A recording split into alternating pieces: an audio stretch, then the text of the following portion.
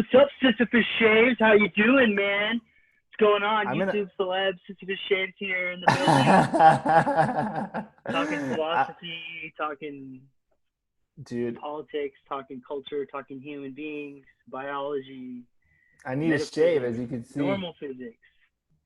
It's almost time for another installment of Another the shave. installment of my shaving. Yeah, I actually thought about shaving while hanging out with you, but then I was like, this That'd be can be weird because I'm not bonus. gonna And then I shave. put I a like shirt on that's not white, not just a white T-shirt. So, I know I got my old Hill Country Fair 2018 shirt on. all right, dude. So I'm gonna read that post or that thing you sent, and we can just go from there. I should have looked it up for a second ago, dude. Okay, well, Sean's doing that. I'll introduce what we're doing here. So, like, Sisyphus Shaves here, and I decided we're friends, and we want to do like a joint, long form discussion about some of the topics that he covers in his videos and that I talk about on my tiny little channel. And yeah, so we're just gonna kind of like riff on some stuff, take it easy. It's a nice chillaxed one. Hopefully in the future it'll be live and y'all can ask questions and troll us, and it'll be a fun time, you know. It'll be a tight knit little Sisyphus community here as we fight our way up the hill, pushing it ever so miserably, or maybe we're happy, or maybe we're horny. You gotta be happy about it. I saw a really great one. Was it the one you sent me a meme or something that was like uh, had like a corporate CEO that was like, you gotta see this, you gotta see Sisyphus happy or something like that. I was But like, that totally is like I a was like, fuck, something. dude, you're right. Like that's so interesting. Like I'd have to, I need to reread some of the thoughts. You know, obviously Camus' book, The Rebel, talks more about like how to apply it. It's not just like, oh, I'm in a toil for no reason and I'm just gonna accept the shittiness of it without trying to change it. Like he has thoughts. Um, Well, I think so part of why the thing about Sisyphus coming up that way, like, is he happy or not? It's kind of getting into what we're going to talk about tonight about like the nature of physical reality, the nature or just of reality in general. Is there a non-physical reality to all of this, or how does that all loop into all of this? I think, yeah, yeah. yeah. I so our other buddy sent a Vice video. I didn't actually watch it, to be honest with you. I I think I've was seen doing it other things. actually a while ago. You what? I think I might have seen it a while ago, but yeah, I didn't have time to watch it either. Um, yeah, and he says it's really just comes down to a rift between cultural collectivism and individualism. And you just commented that individualism is a myth. If you're a Oh human, yeah, you are a part of real collective. Always has been. real real polemic. Yeah, talk about another meme. Always has been. Yeah, yeah, I caught that one too. I'm gonna say, uh, man, I've been just digging my memes, man. It's well, so like fun. we should talk about memes and culture at some point in the future, because like I used to be against calling the like those little image jokes like memes, because like they were like a more serious meme was like a more serious cultural reference, Right. like like food production, like how we should produce food is also a meme, but it's like a little more foundational to existence. So and then I was like kind of a little reactionary against using that to talk about those little image macro jokes, but it came to realize that like no, actually that is a pretty good constellation and like kind of like an external, I don't know, physical, even though it's like in a digital state, but like physical representation of like this concept of a meme where like we have like a shared cultural idea that gets like passed around and it evolves over time, and that like it becomes a shorthand for communicating a lot of things. And like yeah, I think it's really fascinating to have to be aware of like the emergence of one of these new joke phenomenon, mimetic joke phenomenon, and then watch it like evolve and spread. It's just fascinating to me, and it like totally fits the definition of like what Dawkins was talking about. And I don't think he would appreciate that, but you know, it's death of the author in that case, man. He doesn't. Yeah, it's like the idea was so spot on. It's beyond him. So, and Yeah. those little images, they apply. Yeah.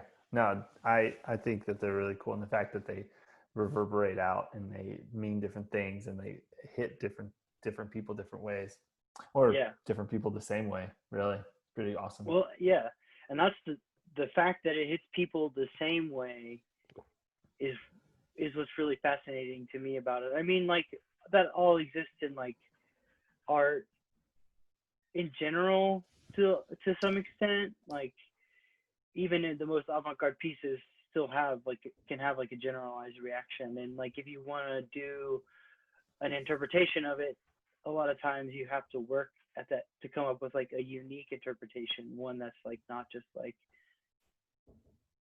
that. I don't know, just something that takes a little more in-depth thought about it to come up with something like that. I don't know. Totally. I don't know. No, totally. But all right. First tangent of many. First tangent of many. But yeah, so I wanted to talk about that comment you made. Individualism is a myth. Polemic. Which if you can't handle me at my book chin, you don't get me at my Mr. Rogers. That's another meme. I love it. No, okay, so essentially, and we had talked about this just a second ago before we started recording, but you know, my bias is individualism, right? It comes from being an American, being raised in a religion, and falling in love with the transcendental thought of like Emerson, Thoreau, and like this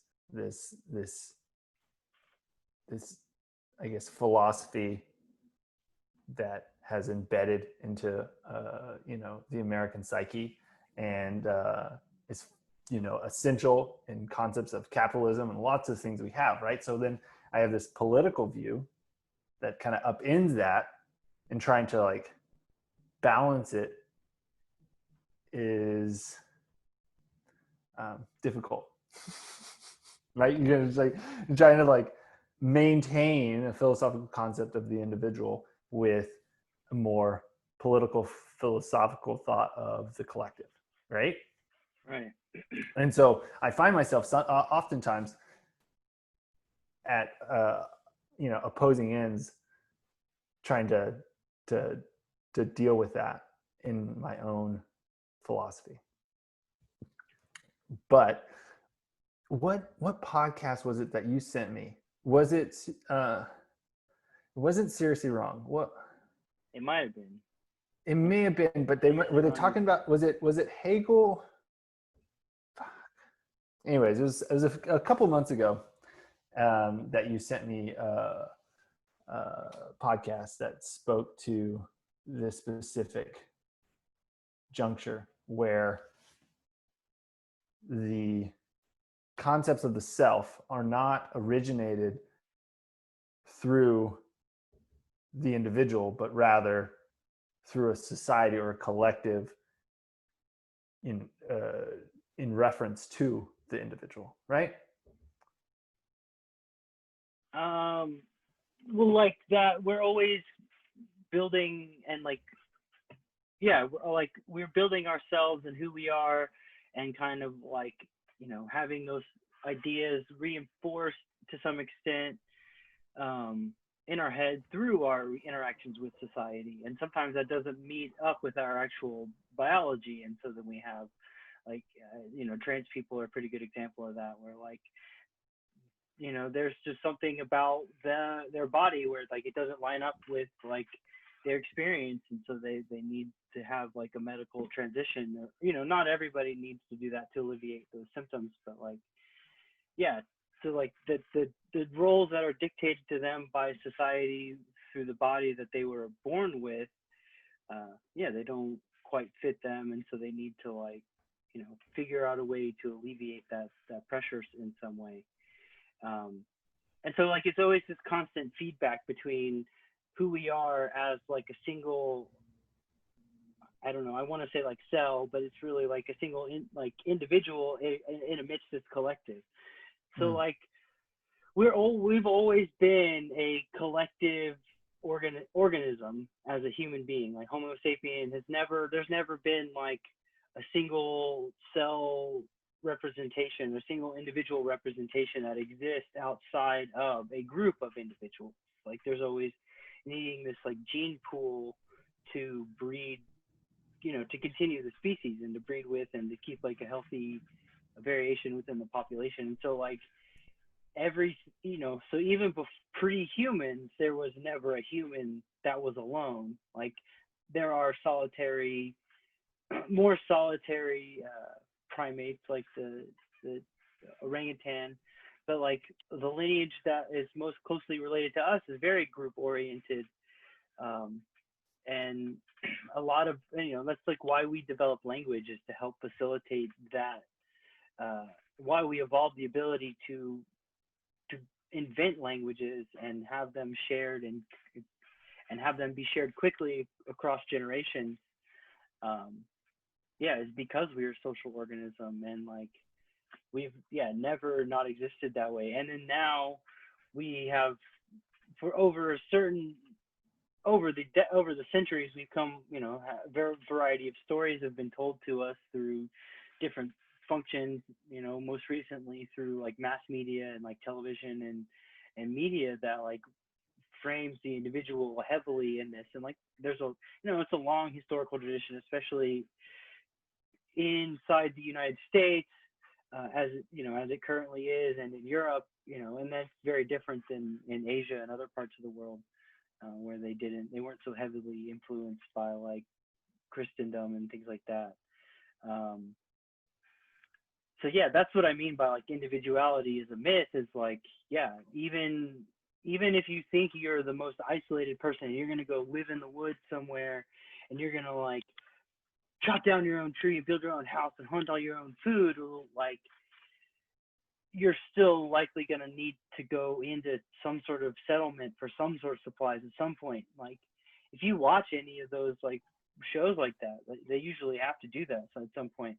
And on the flip side of that, if you are living more rural and you are living off the grid and you're making all that stuff, you're not doing it alone. Like most people who do that are going to tell you, yeah, I'm not doing this by myself, especially long term. And so like, and then obviously the species needs to survive, and that's more than just like those two mother and father nuclear family parents. So like even in the most atomized our species has ever been in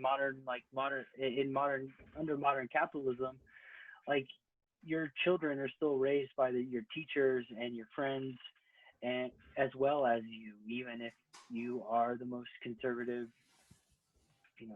group of people there is, and you think it's only your souls are bonded for eternity or whatever. I don't know, I'm kind of rambling, but No, that's good. Like, and what's really interesting to me is, so there's that, what you've spoken to in regards to the social nature of humans, right? And this could go into any sort of ecological system where it's species to species, not just interspecies related, right?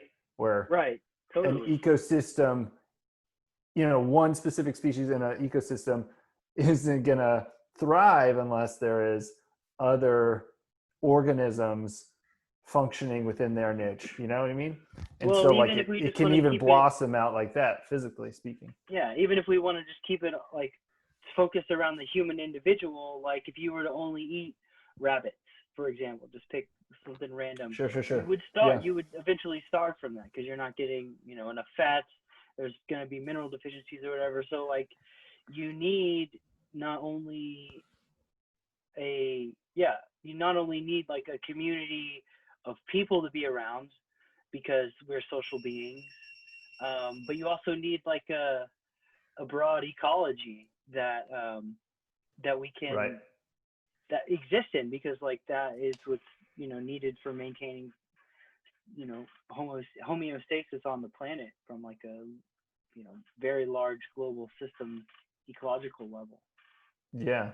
But so, okay. So totally agree. And that's like, I think undeniably, you know, the, the, I guess, supporting a concept of a collectivistic sort of model versus an individualistic one in this very reductionist approach, right? Like I'm ultra libertarian, and individualism is like the thing that I find is, gives me purpose. How far do you take that, right? Well, you won't be able to take it very far, guy. You're gonna rely on people to a certain extent, right? Or in this whole idea is what topples, the self-made man kind of fallacy, right? Like nobody has ever done anything on their own. Some have done even less than others. You know what I mean? Um, so like completely get that. Where I think I'm like trying to tease out is, I guess, the help me with the nomenclature, but like the like epistemologically speaking, like notions of the self, like is that bred out of a reflection of the collective, or is it bred out of my own self in isolation, right? I ask this question because I see both sides, and then we can get a little bit into kind of what we were talking about before about triple O, like object-oriented ontology, and where I kind of think I'm seeing some interesting correlations that may be fun to explore. Obviously, you and I aren't like experts. Like I literally learned about triple O like yesterday. So, so this is gonna be like, huh? Yeah, I mean, I'm familiar with the concept, but I've never even had heard it called that before. So it's just kind of like how, it's kind of like how I'd always thought about things, or I started to think about things more recently, and really trying to like take out the anthropocentric nature of the thought and being like, well, things did exist pre-humans, we know that.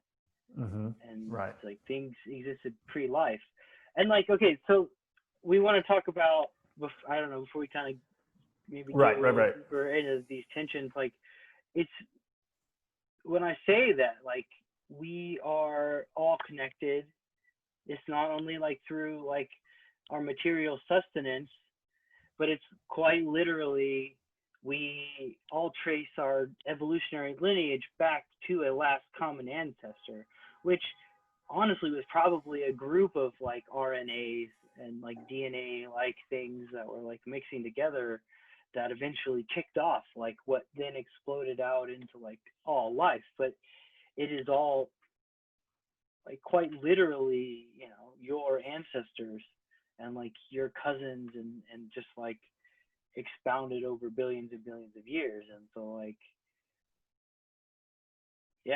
and like for me it just becomes such a powerful like metaphysical statement, because it's like, there's nothing that can disconnects you from anything else on this planet except for like the stories that we tell ourselves in our heads, or lack of just the information to begin with. But there's nothing that separates us from the universe, and like, even though we can like physically come off the crust of the earth. Like we're still tied to it 100%. The let's see, I'm trying to remember the rapper's name, but I always get it wrong. So I'm not even gonna quote him. Never mind. But I will quote him. I will quote him, and we'll put the link to the song in the description down below. But he says like, if Earth is not your mother, what are you from Mars? Obviously he delivers his line much better than I can. Yeah, no, he's the rapper cool. and I'm not. But like, no, it's like it's a very I don't know. It sounds even just like a truism, but like if you take it seriously and you follow it to its like logical conclusion, yeah, I think it really starts to bring up a lot of ethical questions, or at least I think it should. Yeah, totally. Yeah, and I think when we look at just the question like who am I, right? Well, if you're like a geneticist and you're looking at the things that make up you and I have had this conversation recently where like a lot of geneticists see that like characteristics, obviously physical ones are all genetic related, right? And then there's things that are more or less connected to our genetics, right? And when we look at the things that we could potentially make up, or that could potentially be said makes up me, right? Where I grew up, or the family I was in, that's all chance, right? There's very little that you can just say, all right, this is what I have had control over, or any sort of individual say in what makes up me, right? It's like you and I just kind of threw out that 5%. There's like probably 5% of the things that like make up you is somewhat free choice, and obviously there's debate there, but like yeah. Well, but to be honest, like that's kind of like that rub. I'm with a collectivist who's a big proponent of free will. That's yeah. Well, okay, yeah, no, like that is, I think that's super cool, and that's probably going to be another conversation we have. Yeah. So like I feel like a lot of people's tension, and this might be some of your hang up around like collectivism versus the individual. One has a lot to do with like horror stories that date back to the Red Scare, and like even Nazi Germany and things like that, and like what those types of like massive industrial systems, what was, particularly with the Nazis, what was so horrific, and then like what, and the Soviet Union is a different debate, but well, what's Nazism is not debatable, but I will debate with people around the Soviet Union for, and not to get bogged down in any of that right now, but right. That like people are worried about like groupthink and these things that are popularized by like 1984 and like this image of like massive collective movements manipulating people into doing bad things and doing horrific things. And so like that's kind of how our society kind of like hides all the horror that it does. It's like kind of gives you this whole spectacle of freedom. But like we kind of got into this in our little group chat earlier, was like, yeah, people are more free and they have more individual autonomy to pursue what makes them happy. If they have a house over their head, if they have food, they know where their food is coming from. If they don't have to worry when they get sick if they're going to go bankrupt, or they can actually go see a doctor when they're sick. That those kinds of like really basic material things matter and bring a lot of freedom to people's lives. And I think to carry that further, because like that was kind of the next question in the discussion, was like, well, what about those things that aren't like essentials? And it's like, well, in my opinion, things like education and those things are essential, because like that's how humans have always been humans. Like education teaching others how to do things and learn things and think about things and discover new things. So it's like, it's fundamentally human. You know, like one of the, how do we start to differentiate us from other primates? Well, you know, we have language, we make symbols through pictographs and like paintings, and as you know, as its earliest iteration, then we make tools, we make fire, those kinds of things. And in the specific case of fire, that development of that technology, this is going to make the anarcho-primitivists really sad here, but that development of that technology was fundamentally crucial to the evolution of human beings. So who's to say at what point humans are separate from our technology? And when we go back to the fact that, like, you know, everything we make is coming from this planet, you know, I think maybe if we get our shit together, we could actually protect our planet a lot by mining asteroids or the moon and shit like that, you know, and not polluting our water systems by mining our mountains. But, you know, that's another conversation. But we would feel more oriented to do things like that if we truly understood that, like, you know, there's that our material technology is tied to where we are in existence. Like, it's not a bad thing that we believe in inside our head. And like, that was like, you know, to bring up Marx, but like, that was the whole Marx and Engels' contention with the utopians. It's like everything was about the ideas in people's heads, not about like what they were physically doing. Because like, where it mattered for Marx, you know, in taking that Hegelian notion of like the single object universe that we are all existing in, is to like start building. Oh, I kind of lost my train of thought.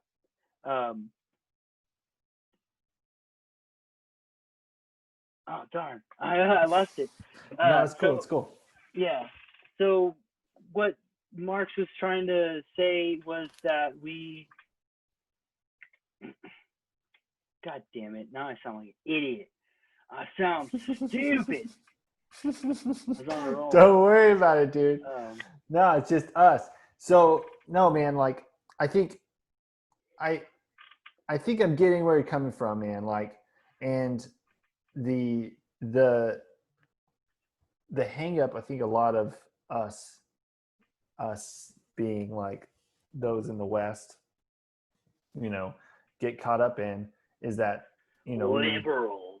We get raised in this notion that in order to be free, you have to fundamentally accept a notion that you are the sole responsible party for your own freedom, right? Right. And freedom means X, Y, and Z. You know, it means, you know, your job, your money, all these like sort of capitalistic notions, and that, you know, the lack that you experience is your fault because you are individually, you know, provided with the same resources as everyone else and the same chances and all the things, which is so fundamentally false. And we know this. And like, so yeah, kind of, it's like what you're saying, like, you know, these ideas that, you know, you would be so much more free if you had all these social things like provided for you. And but I truly believe in like this, like that like spectrum of freedom, right? And you have trade-offs, right? And you find yourself in a place where you have an ideal level of freedom within that spectrum, right? Because you're not going to be like ultimately free to make whatever choices. I know you and I have had these conversations, and you laugh at me because like, yeah, you can't be like free to be like dick and like kill somebody or whatever in any sort of collective, you know, society. Well, and that's kind of to the point. That's kind of to the point. You're not an individual. There's always boundaries of a group.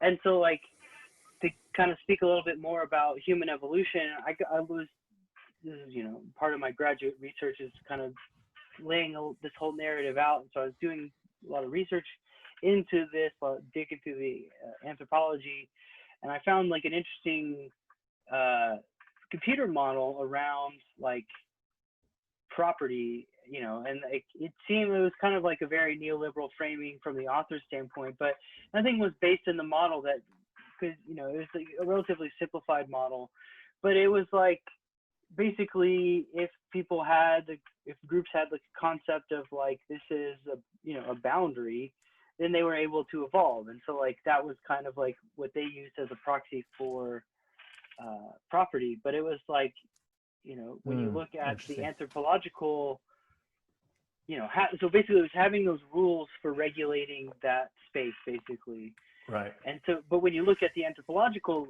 evidence, record, there is a lot of shared space, especially this was specifically around the context of farming, and like farming was this private property is like one of the things that okay, that's the part that I left out.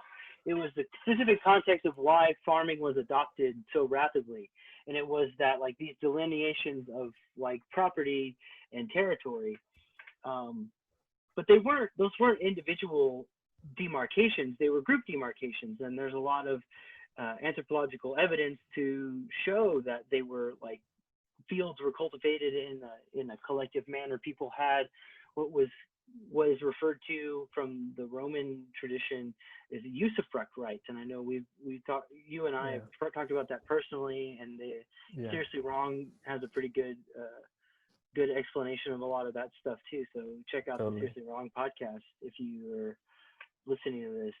But basically mean that like you had access to use the land as long as you weren't using it in a way that degraded the land. So it wasn't like a sole proprietorship or sole access to the land, but it was like there was a community agreement that regulated that. And then, which there were also rules for if you transgress that. There were consequences for transgressing those rules. And like, I think I actually don't know all of them, and I'm sure it was varied, but I'm sure exile was a part of that, banishment from the collective, because like you couldn't be a part of loss of the right of the usufruct, right? Like this is like depending or at least temporary, right. Yeah, no, and I think that all those models are so cool, and where it comes down, like I said before, in my formulation, right? So let's just say, make this hypothetical, like all philosophical conversations have to be reduced down to like a really like tangible hypothetical situation. Like a thought experiment. Yeah, it has to. Like okay, so no, it's your dedication to Sam Harris. I know, right? Oh my God. I've been like thoroughly infected in you've been brainwashed, dude. We're gonna read. My mid-20s. I was fucked. We're gonna do a book reading, and we're gonna do Michael Brooks. Happy birthday, Michael Brooks! By the way, it's his birthday. Oh no shit! Yeah, we're gonna read his book. I have it right here in front of me. Yeah, we need to. Read this book. Let's do it. That'd be fun. He tears Sam Harris a new one. It's hilarious. So good. Oh, I love listening to. I was listening a little bit of Sam Cedar and like Majority Report, and I don't know. It's just kind of fun to listen to them like just totally fucking bash like Steven Crowder and Dave Rubin and. Like, oh yeah. Well, it's really pretty fun. Yeah, I know it's totally a little tangent, but they definitely do that because those people are really shitty and they deserve it. So. Well, okay, so like full disclosure, I had my foray into the intellectual dark web before it was called intellectual dark web. Yeah, right. Me too. But anyways, actually, I was getting into. Someone recommended I check out Peterson, and just out of curiosity, I did, and I was like, oh, this guy's into Jung, because like I have a psychology background, and it's like, oh, this guy's into Jung. Jung got me, Oh yeah, so I was like listening to it, and the more I listened to it, I was like, wait, what's going on? And then the whole the Wizard of Oz effect, you know what I mean? B16 Bill C-16 in Canada and that whole disingenuous mess and like. Oh, And, I had man, to. when I learned he yeah. was a Christian, I lost it. I was like, what? This dude's a fundamentalist Christian? Oh my God, it all makes sense now. Okay, so yeah, totally. So okay, Tangent, but yeah. Oh man, it's gonna happen. Um, the the concept of the self is something that I always kind of fall back to, right? And obviously this is like the dualistic concepts that I still maintain. You know, ideas of the self is something that I can be like semi-confident in. Sorry. uh which is rare for me. Like at least now, I used to not be. Anyways, I always question certain things, but the idea is that, okay, I am a self, right? I have a consciousness of sorts. You know, we can debate on what that actually is, but I interpret the reality that I experience, and I compare that with others around me to verify if that reality is in fact what it is. You know, it's like it's a constant exploration of the scientific method on like the at moment by moment. You know what I mean?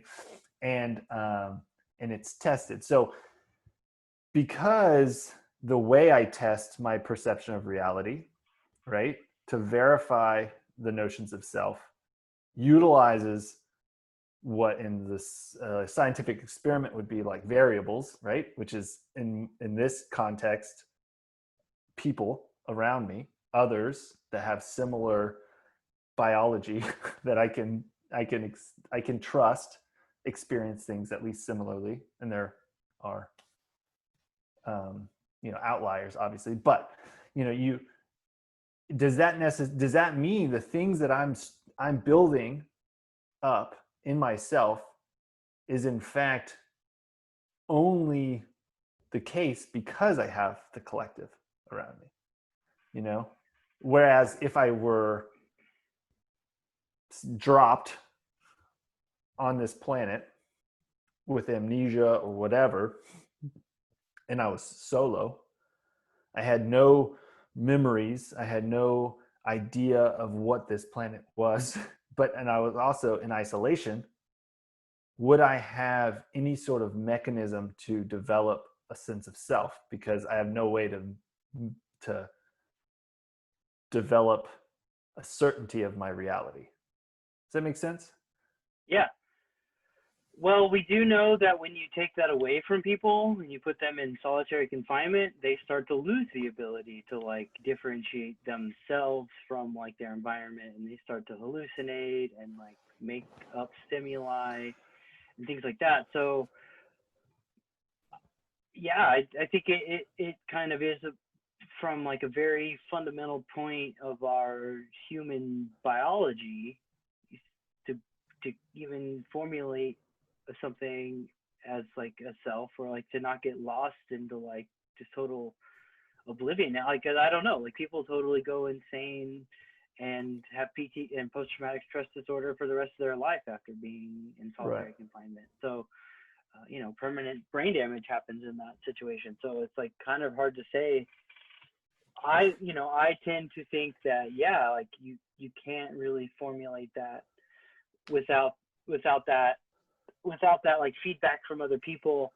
And with that being said, I don't think like like I said earlier, you get to make choices in all of this too. Like you can choose to ignore signals from people and find groups of people that do reinforce those things that like you might you might have negative feelings towards, but you know, for like a complexity of reasons, you you might, I don't know. So I just totally messed up how I was saying that. So like, but if you felt, I don't know, I'm just gonna use an example. It's like if you were gay or whatever, if you were gay and you didn't want to be because your whole culture told you not to be, like you could either reject it or accept it, and like you know, it's like hard to not accept that about yourself, and you know, incorporate that into your reality.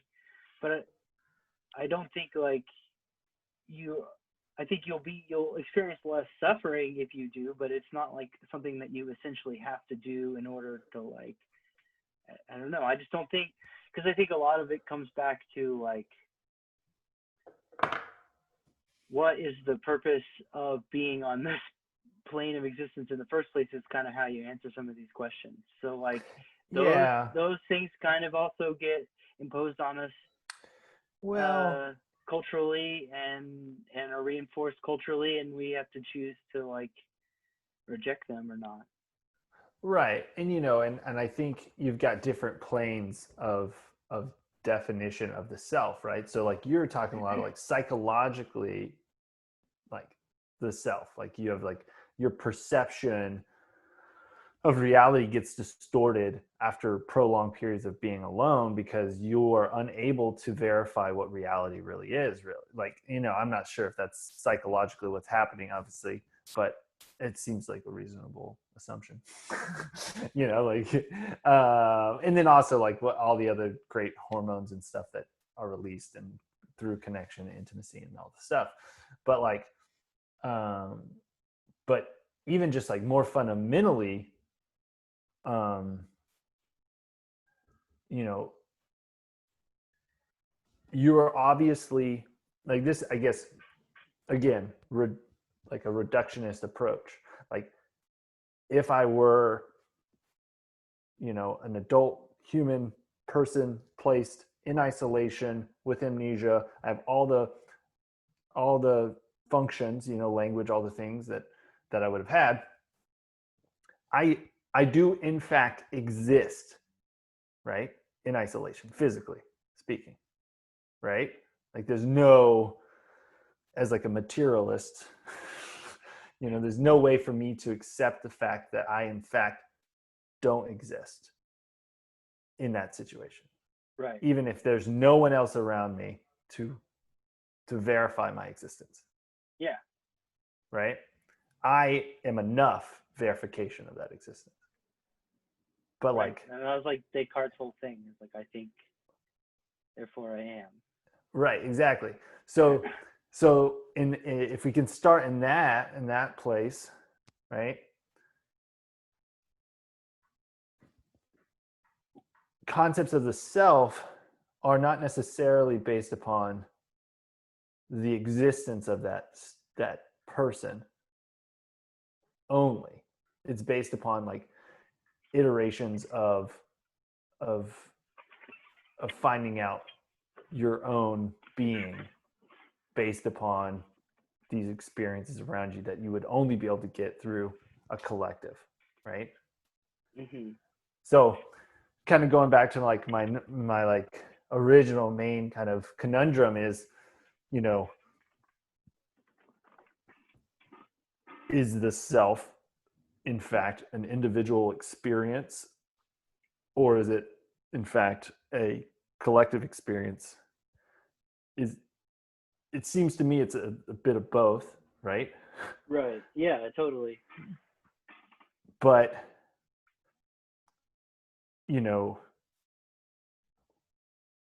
what sometimes gets conflated is that individualism itself is in fact, you know, as you were saying in that the comment, which I can get, like we're just kind of, we throw things out there, is like a myth in and of itself. But I would propose that it is essential component just as much as like a communal or like a collectivistic kind of approach to developing the self is essential.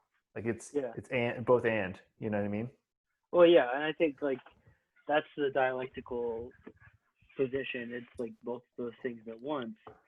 Um, because like language loses its function if there's no one else to read it. You know, it's like if there's no one, you know, instead of a Okay. tree, is there if a Yeah. tree falls in the woods, does it make a sound? Well, if there's no one there to hear your words and interpret your symbols, Right. is Oh, and I there love that. And is that's there that's a perfect symbolic segue. communication? Does that exist? And I don't think it does actually. What I, the like without the function there is no something. well, without at least in that case, in the case of language, you maybe have, if you were in your hypothetical like isolated situation and you had a pen and you wrote something based off of like your memory of that language, like that would just be like pigment It'd just on be for paper. you. It'd be self-reflection. Right. Yeah, and at that point. But if you die, And then someone found this magic no, isolation box. no one's there to find it, right? No one's there to find it. You Right, but die if or you find whatever. it, yeah, it ceases to hold any meaning. But I don't know. Like, see, that's the thing. Like, that's kind of where I get a little bit tied up with some of the stuff. Is like, no, like that's there. Okay, but That has material that thing, the existence. paper is there, the material exists, totally. Like the paper is there, the pigment Yeah. from the ink from the pen is there, but what makes that a meaningful object Mm, mm. is gone. Because Okay. what makes it a meaningful object in that in like the context of like a letter is the person there to interpret it. Okay. So this is perfect because this is kind of where I was hoping it would go. Right. So like with that object oriented ontology, and I sent it here. Um, damn, where'd it go? Um, is there a thing outside of thought? That's like a big question I thought was really interesting by Okay, and this kind of gets into some other concepts of the self. So like yeah. the we kind of what we were talking about earlier with everything being connected, and I was talking about on our group chat earlier. I brought up like, and our other friend was referencing this too, was the net of Indra, which is like a concept, or Indra's net, which is a concept out of the Hindu tradition, which refers to like the interconnected nature. It's like a metaphor, like Indra's a god, and there's like a web of all things, and they're all connected. And each one of these intersection points is like is us. Is like your individual consciousness, but it's like interconnected to everything else. And so like in a so like that's a theoretical representation of that. Like the way you practice in that space is you practice that like well there's many ways to do it, but like one way is like through just like mindfulness Yeah. mindfulness meditation, and trying to get into that like state where you're observing the observer, Mm. and where like you are sitting with yourself and in your mind, and you have like kind of cultivated that presence of focus to like be able to watch your thoughts go by and have them go by, and not and emotions that come up, you just have them arise and pass away, and you kind of reach that state of flow. And I've only had this happen under psychedelics, but that space, you get to a state where you see the world like not through your eyes, but like through another point in your Yeah. in your in your body.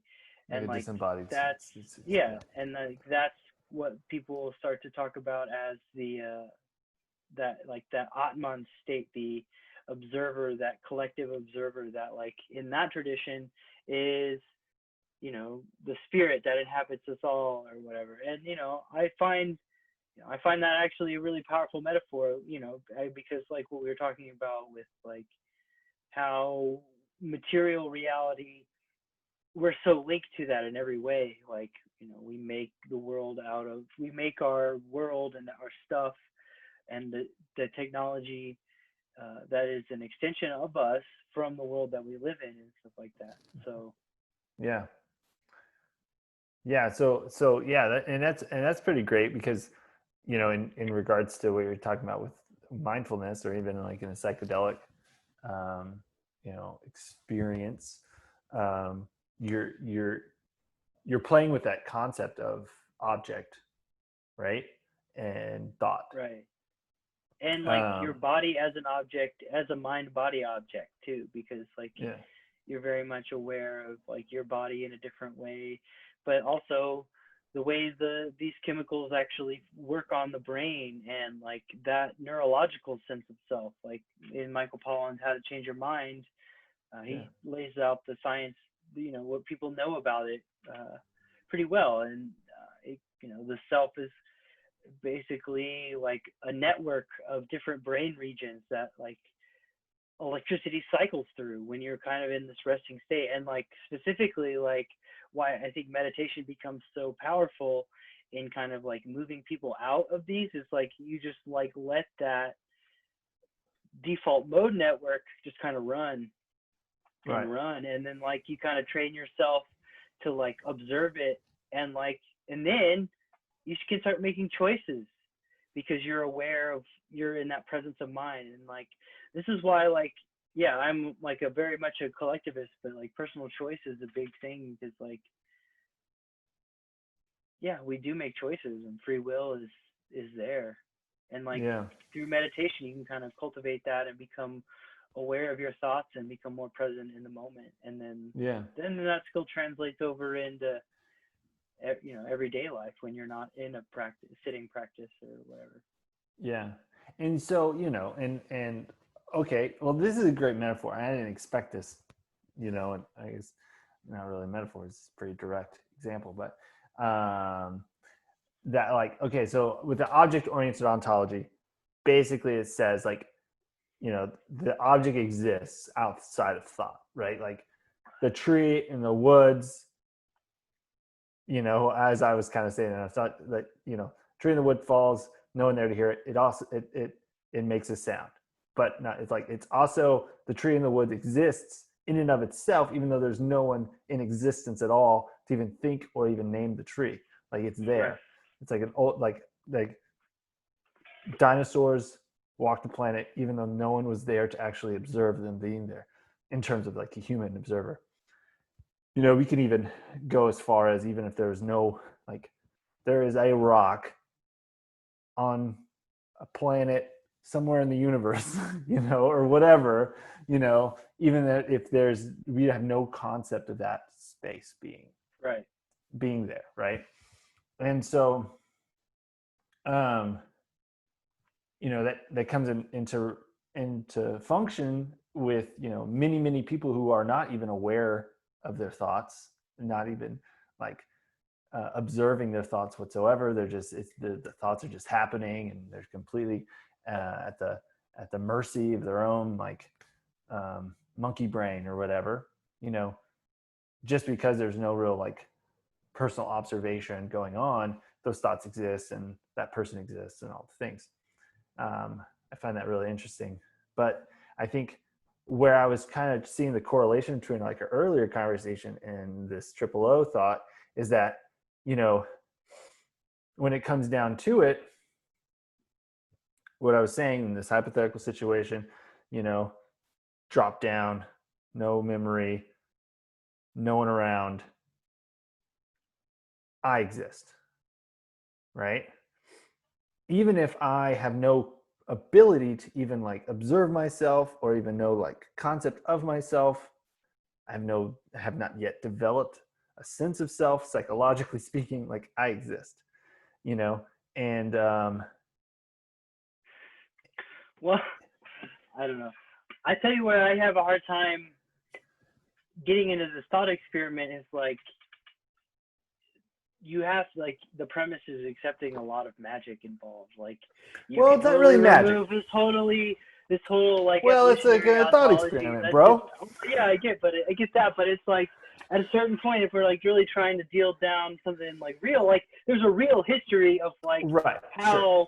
So like we can masturbate with thought experiments all day. Sure. We can do the Sam Harris thing all day and ignore history all day. It goes Michael's somewhere. Fucking point about Sam Harris is like he totally uses it. Well, okay, it goes somewhere because like we can not. Anyway, yeah. But, yeah, it goes somewhere I have because a hard time accepting this whole premise of like am I a self?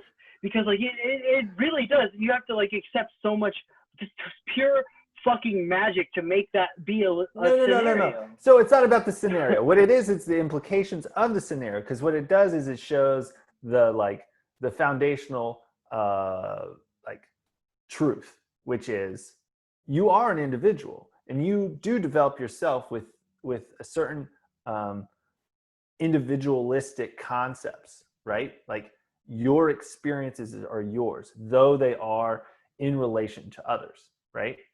So, you know, I think that's kind of where I'm trying to get at, right? So you have the object-oriented ontology is, you know, I don't even know if I like fundamentally think it because I've been reading and listening to other people that critique it, which is quite interesting, specifically when it comes to art. But like as like an individual itself and like a thing, you know, that you are there and you exist, right? That's one. And you have to exist first in order to like develop some sort of like sense of self. So that sense of self is developed, but it has to be replicated. It has to be, you know, I guess stretched and tested based upon others around you and their concepts of reality and each other, right? So that fits to a great degree to this like collectivistic model, but it does in and of itself depend upon that individual too, right? So here comes this like concepts of like Jung, right? And you know, the work that Peterson puts forth, right? He's like, he talks a lot about like setting your house in order, right? In his like fucking book. Yeah, and well, I like Zizek's critique of him in that specific, like lots of Zizek's critique of him, but in that debate, he spoke to that in particular, which I thought was great. He probably didn't even have to say anything else the whole fucking time to be like totally shut Peterson down, right? That's all he had to talk about. But like, you know, when he was critiquing like, but that's, you know, setting yourself in order, that ignores all this other shit that's happening, right? That's ignoring like the societal pressures. It's ignoring the political turmoil. It's ignoring all these other things that, you know, yeah, sure, set your life in order before you go change all these other things, but your life's still going to be shit because you can't afford healthcare. You know, your kids can't get to school because you're working 3 jobs and you're a single parent and all these things. You know, sometimes like those are the specific things that make your life suck. Like it's like you want to have the kids, you want to do all those things, but like you're not getting paid enough, and like you have like an injury or whatever that may put you in debt. Like exactly, those things are specifically tied to it. Like, and that cleaning your room isn't gonna fix those things. Yeah. And so, you know, I guess basically, you know, the thought process is that whenever you take something to its furthest place, right? You're like, you go really, really far in whatever it is that you're saying, you know, you lose the deepest truth in it. This dialectic, I think that Hegel, you know, speaks to, and that you and I need to talk more about because it's super cool, is that like, well, in order to have this like collectivistic sort of you know, structure that we all rely upon consciously or unconsciously, right? Like even in America where everyone thinks that they're like, you know, siloed individualists, they rely so much on each other. You know, once we start accepting this, there's still going to have to be some sort of like foundational understanding of your own individual experience. Am I wrong? Like I think that's.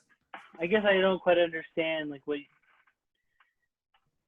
Like I just don't see those two things really coming into like an antagonistic contradiction. Like I think like once you. I think when you say like individualism is myth. Well, I think that's false. Just being extreme. Yeah. Okay, cool. Yeah, so like I get that. Like I get that too. Like no, like I get that. to take a stand that you can have a discussion around. Like that's the No, point. it's That's true. why they're fun. No, it's That's true, why and it's I get fun. that too. But there are specifically in philosophy, that just happens all the time, right? Like it's like in order to like perpetuate like a specific like new idea, you have to kind of like you go all the way and throw out the old idea, right? Whereas like you can't just like you gotta you gotta kind Yeah. of reconcile Well, these things. like you talk. So it's like, okay, who do I want to be? Is that such a hard question to answer when you have to like worry about like paying your rent and like paying for medical Yeah. bills? Like it's a much easier thing to just explore because like I'm the kind of person who doesn't have like this I become a true self. I don't think that is a thing because like there's no true anything. There is Uh, only this. There's only this reality that we can be in. yeah.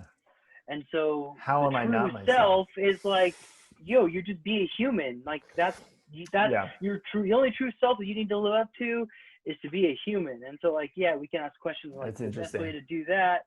But like, yeah, travel is a good thing. Like, but all of those things, having fun, hanging out with your friends, like, yeah, that's if that's all you ever want to do, totally fucking cool. We should have a society where like that's the like that can be someone's like highest goal that they attain in life. They just want to fucking chill and vibe with their friends. Like that's fucking good. And if you want to be more Yeah. ambitious and you want to like be a scientist and Okay. invent Yeah. or an inventor, like you can do that and we can facilitate that. But like we shouldn't have like someone's goal of just like being totally like vibing on life. Like we shouldn't make that like a hard thing for people to do. I don't think. And I think that also because we've made it to this point in society and prior to capitalism people were happy to innovate and make things and do the things that needed to Yeah. get done in order to survive. So like yeah, that is just a whole other like incentive.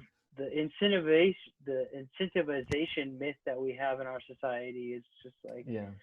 it's just total Well, and that's bullshit. and In that's order and to that's in a order to keep us, in the current social relationships that we it's such a have. function. It's such a function of that like you know like at what scale are we talking, right? You always got to talk about scale, and you have a country. I mean, you can argue the world, but let's just start with the country. You have this country of completely disenfranchised and disconnected, lonely fucking people, and it's because of the myth that we're all kind of got to do this, this structure. We got to go to school, or we got to follow this religion, or we got to whatever these things are that are controlling our lives. And we eventually realize at some point in time that it's all false, and then we get all depressed. It's like you gotta get married, you gotta have a family, you gotta do all these things, and then it all falls apart. Or you got to do this job because it makes you money, and then you find yourself totally unfulfilled. Like there's all these things that you try to do in order to fit inside the mold that this very poorly constructed society has given us. You of course are going to find people who are trying to take more, right? And you're going to have many, many examples within that structure that will be easy to throw at this kind of other example that is not at all appropriate, because it's a completely different way of seeing life and seeing like how to live a life and what life could end up being. And it doesn't have to be utopian. It can be structured in reality. It's just it gets maddening when it's like the fundamental the effects of the fundamental flaws of a capitalistic society are the reason or the excuses why this alternative structure won't work, right? It's like okay, so just healthcare is a perfect totally example. circular logic. Yeah, It's like healthcare is a perfect example. Like, okay, if we have a universal healthcare, there's going to be tons of people looking to get operations, and they won't be able to get access to them, right? Fallacy, most likely, but let's just say, okay, I give it to you, right? For what we have X number of doctors that can do these specialized experiments or the specialized operations, and there's this many people who need it. And if it was free, they're all going to get in line, which great, right? but let's just say, okay, but if we had free healthcare, people could get preventative health, right? Yeah, and get medications, and they could right. get all these things that could potentially keep those chronic diseases from getting to a point where they need operations in the future. Totally. Like it's maddening that people just see this moment in time as the reason why this other point in time in the future isn't even practical. You know what I mean? Yeah. I don't know. It's funny that you put it that way, that people will get to see a primary care physician. Like, you want to know how Cuba, happy birthday, Fidel Castro, also. But no shit. Today's Fidel's birthday. Michael and Fidel, happy birthday. That's crazy. Just coincidence. Do you have a calendar of all your heroes and their birthdays? It just shows up on Twitter.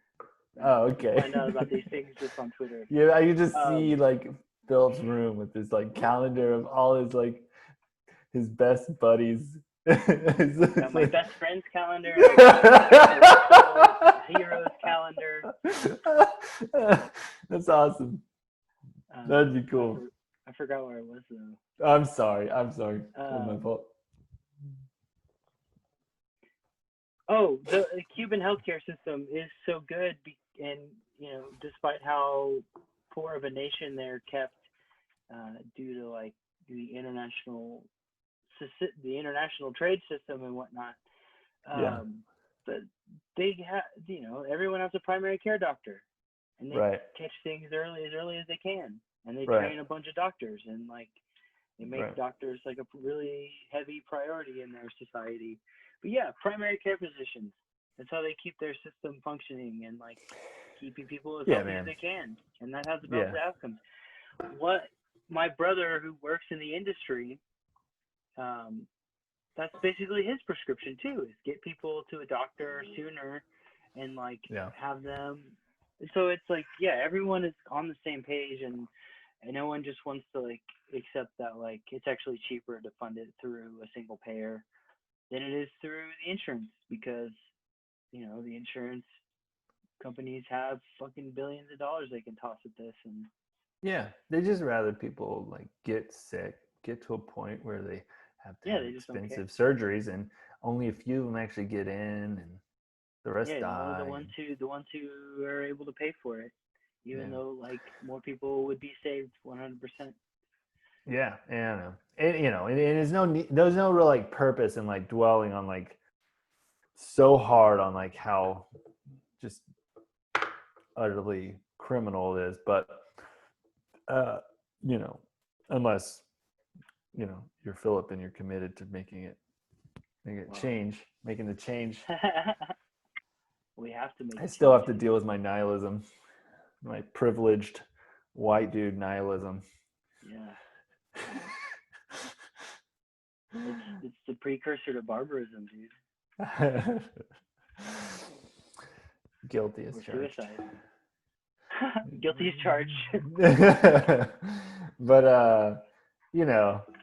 I just find it really fascinating. I'm coming up on on the time I need to get out of here. But Yeah. you know, I I think I just to close, I just thought it was really interesting, and I really wish I re-listened to that podcast that spoke more directly to this like this development of the notions of the self, you know, in con as like a as a communal approach versus an individual one.